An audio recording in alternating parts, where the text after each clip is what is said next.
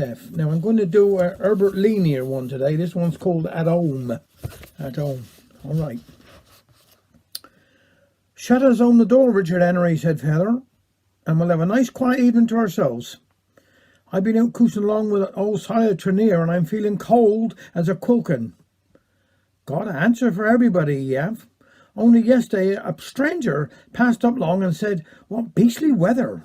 Do you always have this weather down here?" "Well," said Sire, "'tis like as here, sir.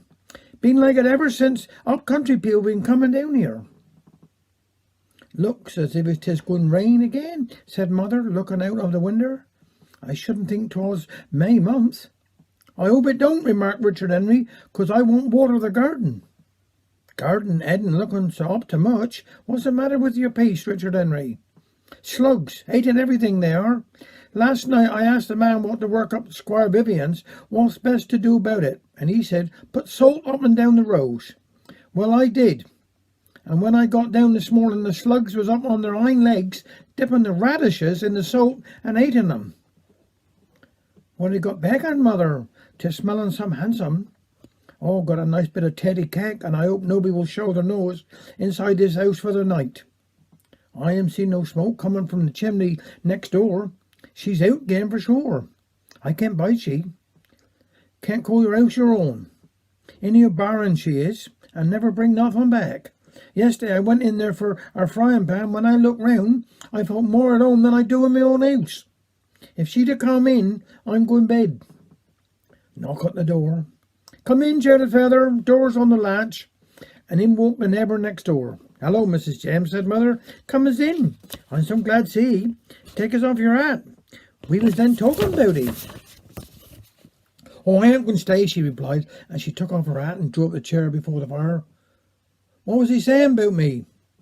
"Oh, we got teddy cake for tea," said Richard Henry, "and Mother said, hope nobody to come in." "Little boys should be seen and not heard," said Mother. "Well, somebody said it, and if you did, it must have been the parrot." "Parrot? I didn't know you had a parrot." "Yes, Mrs. Brother come home from foreign parts abroad and brought on one home. Beauty he is too, and when he talk, bring it out, Richard Henry. We'd to keep him under the fence by night." "Oh, what a lovely bird. I always thought I should have loved to have a parrot. You ain't when you hear him talk." "Where's our frying pan?" screamed the parrot. "And where's the pint jug? Mrs. James next door, she got 'em. How can't she buy her own?" "I think I'll be going," said Mrs. James, and she got up from her chair. I didn't come here to be insulted. You know you're welcome to anything I got. Where's my hat?" "Set us down," says Mother. "Don't take no notice of he. You ought to hear him we ought to hear him swear. Do it good when you're feeling mazed."